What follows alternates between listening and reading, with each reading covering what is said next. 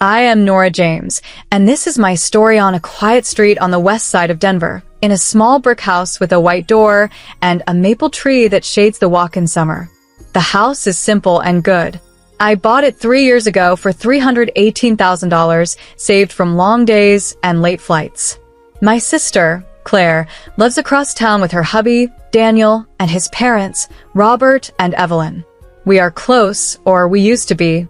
I keep things tidy. I keep lists. Last week I was in Chicago for work. The trip was meant to last 2 weeks, but I finished early. I missed my bed, my cups, the way the afternoon light rests on the living room wall. So I changed my ticket and came back 7 days early. On the plane I made a small plan for home. Tea with honey, a hot shower, sleep. When the taxi turned my corner, the first thing I saw was my suitcase sitting on the curb. My winter coat lay folded on top like a tired dog. Next to it was a lamp, my grandmother's bowls in a plastic bin, and a stack of books held by a belt. The front door stood open. From inside came the hard sound of a pry bar. It was like hearing a stranger's laugh in my bedroom. I paid the driver $42 and walked fast up the path, heartbeat loud in my ears. The living room was draped with sheets. Dust hung in the air. A man in a cap, his name tag said Luis, was pulling up my carpet in slow strips. Another worker carried a bucket toward the kitchen. The walls were marked with chalk lines. My stove had been dragged sideways, like a chair after a fight. I felt the floor tilt, though I knew it was steady. Claire came out of the hallway in paint-splattered jeans. Daniel was behind her with a tape measure, and Robert and Evelyn followed with paper cups. Claire smiled too bright and said, "We're renovating before moving in." Daniel laughed. Robert and Evelyn chuckled with him, and their laughter rubbed against the room like sandpaper. I swallowed my shock and said, "Okay," because my words needed time to line up, and because I do not like to shout in front of workers. I asked where my things would go. Claire waved at the curb and said it was only for a day. Daniel told Luis to keep going.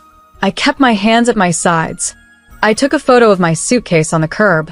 I took a photo of the open door. I took a breath that tasted like cut wood. Then I told Claire I would stay with my friend Maya that night, and we would talk tomorrow. She nodded, as if this was normal. It was not. At Maya's place downtown, I washed the dust from my hair. We sat by the window and looked at the river. I told her I own the house alone. I told her I had set aside £2,000 for a small kitchen fix, but not for this. Maya said, "You need proof and calm."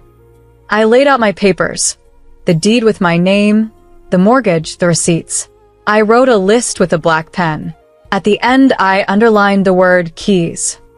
In the morning, my phone rang. It was Claire. Her voice shook. "Nora," she said, "there are 11 police cars in front of the house." Blue lights filled the street. When I reached my street, I saw the blue lights first. They flashed against the maple leaves and the brick, turning my small house into a stage. 11 police cars lined the curb like a row of steel geese. Neighbors stood on porches, holding coffee cups and quiet questions. I stepped out of the rideshare, squeezed the strap of my bag, and walked toward the white door that should have been mine alone. An officer with kind eyes met me at the gate. Her badge said A. Reyes. "Are you Nora James?" she asked. I said yes. She spoke in a calm voice. We had calls about a dispute at this address and a possible break-in. We also got a report of belongings on the curb. We need to figure out who lives here and who can approve work on the property. Behind her, 2 officers spoke to my sister, Claire. Daniel stood with his arms crossed, chin raised, as if a photo was being taken. Robert and Evelyn were near the driveway, whispering. The contractor, Luis, held a clipboard like a shield. I took a slow breath, like Maya taught me, and I handed Officer Reyes my ID. I showed her the copy of the deed I keep in my travel folder, my name neat on the page, Nora E. James. I pulled up the mortgage app on my phone and the insurance policy with my address. I came home 7 days early from a work trip, I said. I found my things on the curb and work being done without my consent. My voice sounded steady to my ears, and that felt like a small win. Luis lifted his clipboard. "Ma'am, I was hired for phase 1, he said. "I have a signed work order." He passed a paper to the officer. I read it. The signature line held Daniel's name, not mine. The scope said demo, flooring pole, kitchen strip. The estimate, $38,500. The deposit received, $3,200 by transfer.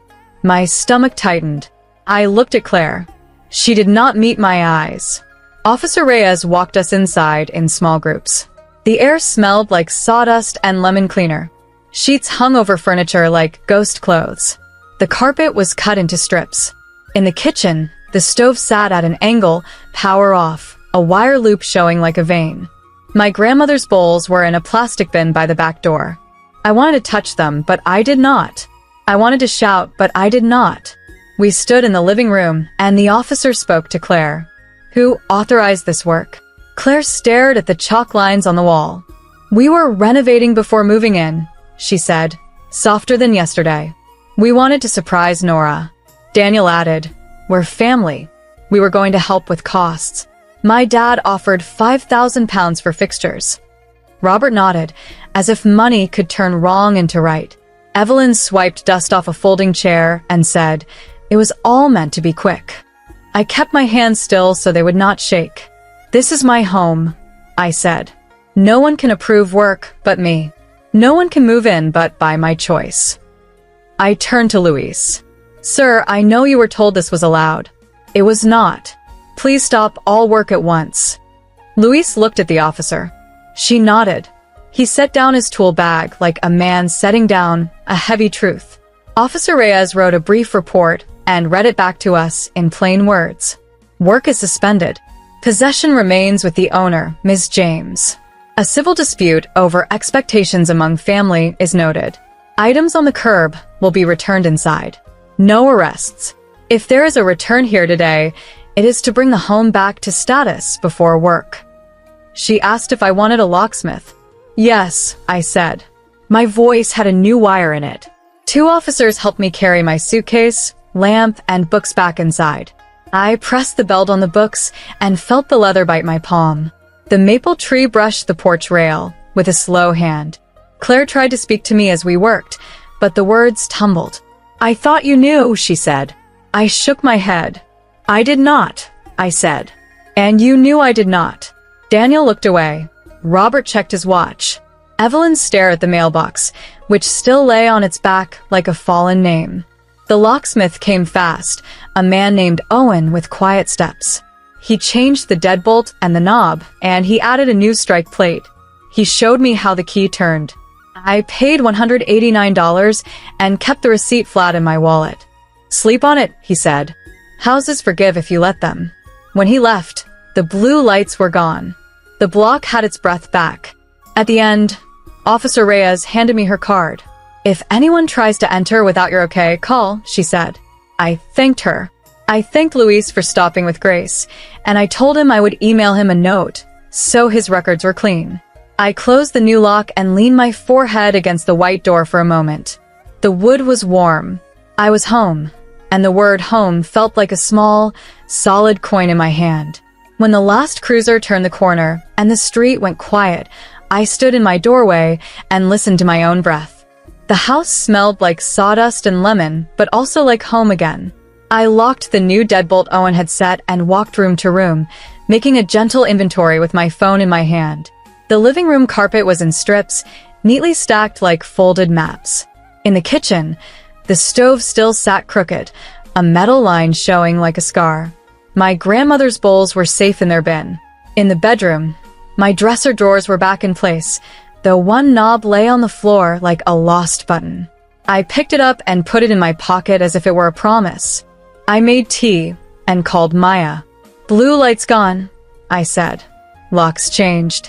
She let out a long breath that sounded like the end of a winter storm. "Good," she said. "Now write everything down. Times, names, money. Make the truth tidy." That is how Maya helps. Simple steps, steady voice. I opened a notebook and dated the page. I wrote, Officer A. Reyes. Luis, contractor. Owen, locksmith, $189. Deposit paid by Daniel to Luis. $3, 200. I added a line for what I would do next, lawyer. I searched and found a firm in downtown Denver with good plain words on their site. I called and reached a man named Marcus Hale. His voice was calm in the way of someone who has seen many storms and knows where the roof nails should go. I told him my story from the curb to the new lock. I told him about Claire and Daniel, and about Robert and Evelyn offering £5,000 as if money could change the shape of a deed. He asked short, clean questions. He said, "You own the house. We will set clear lines now." His retainer was $1,200. I paid it, and the receipt in my email looked like a small shield. Marcus asked me to take photos of every wall and box, to keep copies of all texts and emails, and to send him the work order Luis had shown me. He would draft a letter for Claire and Daniel by morning. No entry, no work, no moving in. "Family can be kind," he said, "but paper is kinder to the truth." I liked that. I also liked that he called my house by its street name, as if he knew it already. After the call, I emailed Luis. I thanked him for stopping when asked. I told him I would review any bill for time and materials fairly once we restored the rooms. He replied in 10 minutes with a neat list. Hours worked, boards pulled, screws saved, trash hauled. He asked for $420 to cover the crew's morning. It felt honest. I sent the payment and kept the receipt. It matters to me that the people who step into my house leave with their dignity, even when they were led there wrong. As night fell, the block settled into soft sounds. A dog 2 houses down, a train far off, the maple tapping the window like careful fingers. My phone buzzed. A text from Claire. "Can we talk?" 3 words, small but heavy. I stared at them, then typed. "Tomorrow. Cafe on 17th, noon. Public place." I hit send and felt a low ache in my chest. I do love my sister. I also love my keys. I washed the dust from my hands and screwed the loose knob back onto the dresser. The thread caught and held. I set my suitcase at the foot of the bed and rolled out a clean sheet over the mattress, where the workers had not stepped. On the fridge, I taped my new list. Replace stove gasket. Reseat mailbox. Paint trim. Beside it, I wrote small goals with small prices. $68 for a brass strike plate upgrade, $49 for the mailbox flag, £35 for a new set of cabinet pulls I liked online from a shop in Europe that ships to America. Before sleep, I stood at the white door and pressed my palm to it. The wood felt warm, as if the house knew I had chosen it again. "I see you," I whispered. "We will fix this slow and right." Outside, the maple leaves moved, and I let that soft sound be my goodnight bell. The next day, I walked to the cafe on 17th with the sun low over Denver and a cool wind that smelled like rain on stone. I chose a small table near the window, where I could see the street and also the door. I set my phone on the wood and folded my hands to keep them from fidgeting. Claire arrived first, cheeks pale, hair pulled back. Daniel came 2 steps behind her, but when he saw me lift a hand, he stopped at the counter and stayed there as if the line itself were a wall. I was grateful for that wall. Claire sat and wrapped both palms around a plain mug. "I'm sorry," she said. No bright smile. No quick laugh. Just the words, soft and real. I let them rest between us for a breath. Then I told her what my lawyer, Marcus, had written. No entry, no work, no moving in, no keys shared, no more phase 1 anything. I told her I had paid Luis $420 for the cruise morning and $189 for the new lock, and that I would take care of the stove and the mailbox next. "This is my house," I said, as gently as I could. "I will decide what happens inside it." Claire stared at the steam from her cup. "I wanted us close," she said. "I saw a kitchen we could share and Sunday dinners with everyone. I thought if we showed you the changes, you would say yes." She shook her head. "It was foolish. It was not kind." I nodded. "It was both," I said. I told her I loved her. I told her love still needs doors, and doors need permission. She wiped her eyes and said she would speak to Daniel and to Robert and Evelyn about the letter. "No more surprises," she said. "No more keys we didn't earn. We walked outside together. Daniel stood on the sidewalk with 2 paper bags and a face caught between pride and doubt. He handed Claire a bag. He gave me the other. "Scones," he said. No strings. I took the bag and thanked him. It was a small thing, but in that moment, small things mattered. We parted at the corner, and I carried the warm paper like a token of calm. Back home, the white door greeted me with its new, quiet click.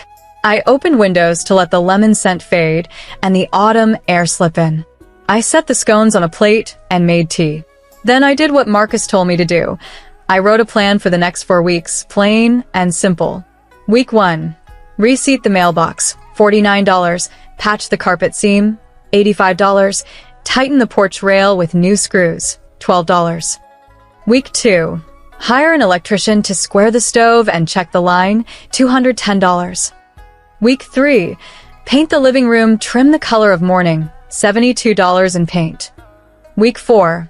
Order cabinet pulls I loved from a small shop in Europe, pound 35 plus $9 shipping. I taped the list to the fridge and smiled at it the way you smile at a map before a good trip. In the afternoon, Luis stopped by to return an extra key he found in his tool bag. He stood on the porch in a clean shirt, hat in hand. "For your records," he said, and passed me a revised invoice marked paid. I gave him a new card with my email and said I might call in the new year once my plan met my budget. "Slow and right," he said, and I liked that the words sounded easy in his voice. When he left, the maple brushed the rail as if nodding. As the light faded, I walked each room again, not to count losses, but to measure what remained. The house held. The walls kept their quiet. My grandmother's bowls shone in their bin like moons. I thought of a train ride I once took across a stretch of Europe, the way the cars clicked in time, the way the track hummed under my feet when we stopped at a comm station. That steady hum is what I want in America, in this little brick place with its white door and stubborn heart. My phone buzzed after dark. A message from Robert, short and formal. "We received the letter. We will respect your wishes. Evelyn sends regards." I read it twice. I set the phone face down and set the kettle on again. Peace does not always arrive with trumpets. Sometimes it comes as a plain sentence at 8:43 p.m. and the soft hiss of water warming. Before bed, I put $100 in a plain envelope label house and slid it into a drawer. A start for the next fix, a promise to myself. I stood at the window and watched the maple move like a slow dancer. "We are all right," I told the glass. The word home felt strong in my mouth, like a coin I could keep. I turned off the light, and the house breathed with me, steady and sure.